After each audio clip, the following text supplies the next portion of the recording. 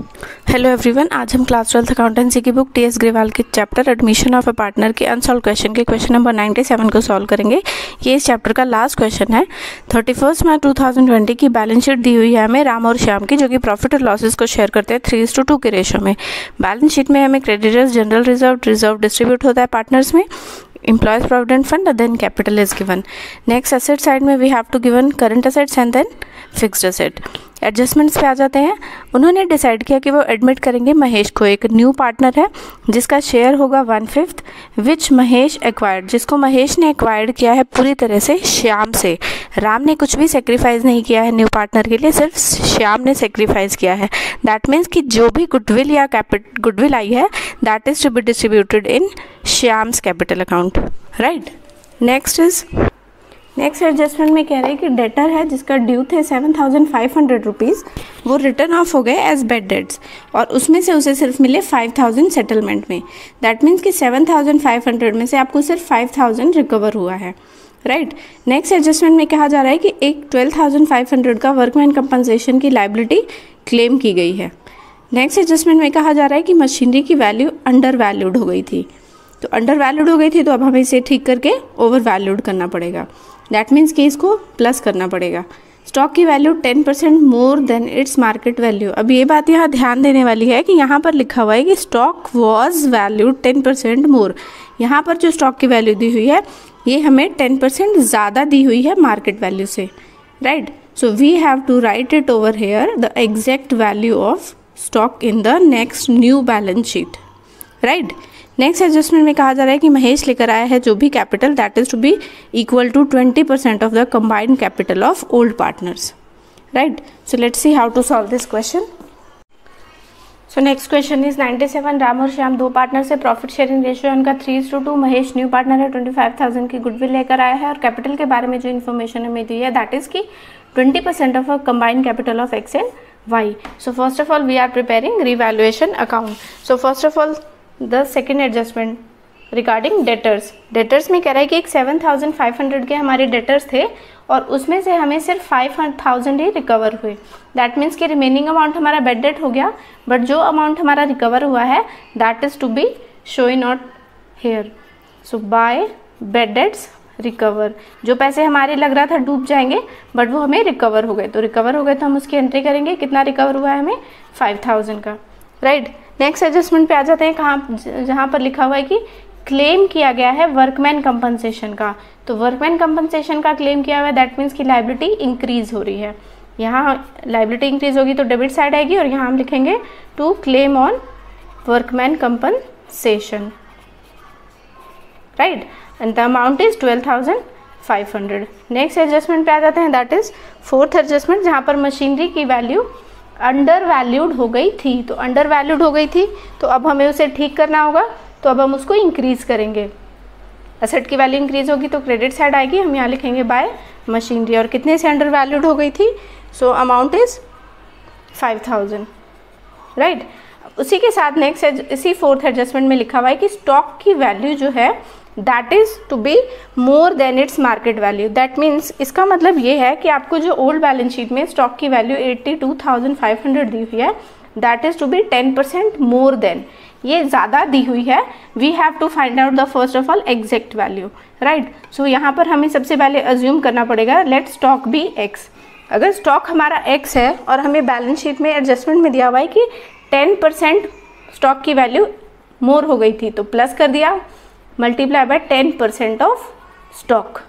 This is the equation, right. जो adjustment हमें कह रही है उसके बेसिस पर हमने ये इक्वेशन प्रिपेयर कर रही है। Now we have to solve this equation. So solve this, x plus X by 10 is equal to 82,500।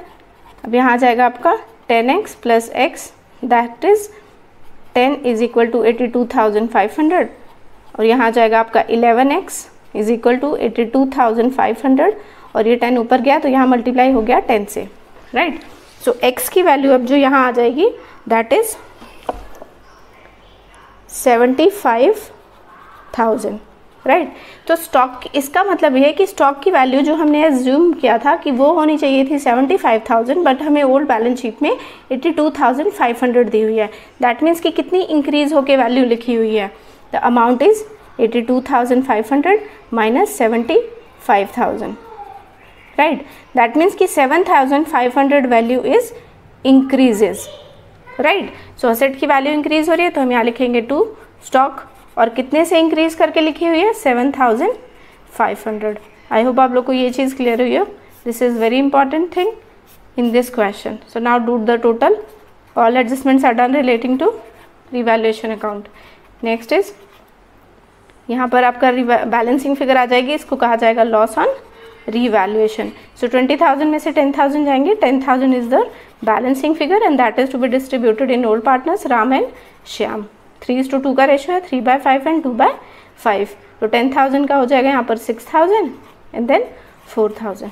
I hope आप लोगों को ये वर्किंग क्लियर हुई हो। Next is partners capital account.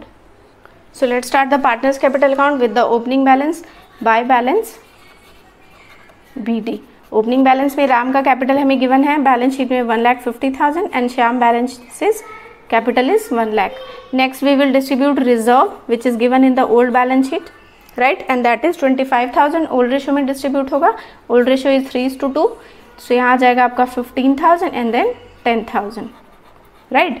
Next जो न्यू पार्टनर गुडविल लेकर आया है उसको हम डिस्ट्रीब्यूट करते हैं, और हमें इसके बारे में इंफॉर्मेशन दी हुई है कि सारा जितना भी सेक्रीफाइस किया है वो किया है श्याम ने, राम ने कुछ भी सेक्रीफाइस नहीं किया न्यू पार्टनर के लिए। तो जिसने सेक्रीफाइस किया होता है उसी के पास गुडविल ट्रांसफर होती है, डिस्ट्रीब्यूट की जाती है। सो 25,000 श्याम के कैपिटल अकाउंट में आएगा, राइट। नेक्स्ट मोहन का कैपिटल अभी पता नहीं है तो अभी हम यहाँ पर बाय बैंक लिखकर स्पेस छोड़ देंगे। नेक्स्ट अभी हमने लॉस ऑन रिवैल्यूएशन निकाला था तो यहाँ पर आएगा वो डेबिट साइड में to loss on revaluation 6,000 and 4,000, right. So I hope आप लोगों को यहाँ तक क्लियर हुआ। Now we will do the close of capital. So यहाँ जाएगा आपका 1,65,000, 1,35,000, राइट। सो हम बैलेंसिंग फिगर निकाल लेंगे। राम का कैपिटल है 1,65,000, माइनस करेंगे 6,000 तो यहाँ जाएगा आपका 1,59,000 and this is the balancing figure and we will write it over here to balance CD, right. 1,35,000 minus 4,000, so 1,31,000 is the balancing figure of Shyam. Now next coming on to the Mohan's capital account. इसके बारे में जो हमें information दी है that is की 20% of the combined capital. So first of all we will, this is the calculation of new partners capital, right। और इसके बारे में इंफॉर्मेशन थी combined capital। so first of all we will do the combined capital of old partners Ram and Shyam, right, that is 1,59,000 plus 1,31,000 and the total is 2,90,000, right। So next is हमें दिया हुआ है कि 20%, सी यहाँ पर दिखाया था आपको, दिस इज 20% ऑफ द, सो अब इसका 20% निकालेंगे हम 2,90,000 multiply by 20% of the combined capital. So solve करेंगे यहाँ पर and the amount is 58,000। So this is the capital of the Mohan, right. जैसा भी हमें एडजस्टमेंट किया है हमने उसी बेसिस पर इसको सॉल्व किया है। अगर ये नहीं दिया होता तो हम फिर इनके शेयर्स को भी कंबाइन करते जैसे हम पहले क्वेश्चंस में करते हैं, बट एडजस्टमेंट में कहा है कि 20% of the combined capital of the old partners, right. So bank account करके यहाँ पर आ जाएगा आपका 58,000 एंड यहाँ भी close the Mohan's capital account 58,000 and this is 58,000। I hope आप लोग को पार्टनर्स कैपिटल अकाउंट भी क्लियर हुआ हो। Next is balance sheet. So first of all we will start with the capital of all partners. So this is the capital 1,59,000। राम का capital है, this is Ram capital, this is next is Shyam and this next is Mahesh. 1,31,000 and then 58,000 total करेंगे आप तो यहाँ आ जाएगा आपका 3,48,000, राइट। नेक्स्ट हमें क्रेडिटर्स दिया हुआ है ओल्ड बैलेंस शीट में, क्रेडिटर्स ट्रांसफर हो जाएगा न्यू बैलेंस शीट में 70,000। Next is employees provident fund EPF 55,000, right. और लाइबिलिटी जो हमें एडजस्टमेंट में दी हुई है वो भी हमारी लाइबिलिटी है ना, सो 12,500 will be come on the liability side. Next is asset side, cash 25,000 हमें ऑलरेडी गिवन है और हमें पता है कि हम नेक्स्ट कैश में जो ऐड करते हैं that is new partners capital and new partners goodwill. तो new partners capital is 58,000, we have calculating this, and goodwill is 25,000। One more thing is coming over here, that is जो adjustment में हमें दिया हुआ है that is this is bad debts जो हमें recover हुए थे वो कैश के फॉर्म में हमारे पास आए हैं, तो इस 5,000 को भी हम यहाँ पर ऐड करके शो करेंगे। आई होप आप लोगों को क्लियर हुआ हो। सो now do the total, 1,13,000 is coming over hair. Next is debtor. Debtor में कुछ नहीं करना आपको, सेम अमाउंट जो हमें ओल्ड बैलेंस शीट में दिया हुआ है 1,60,000, 62,500 माइनस 12,500, राइट।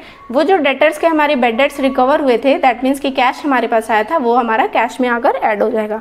सो यहाँ जाएगा आपका 1,50,000, राइट।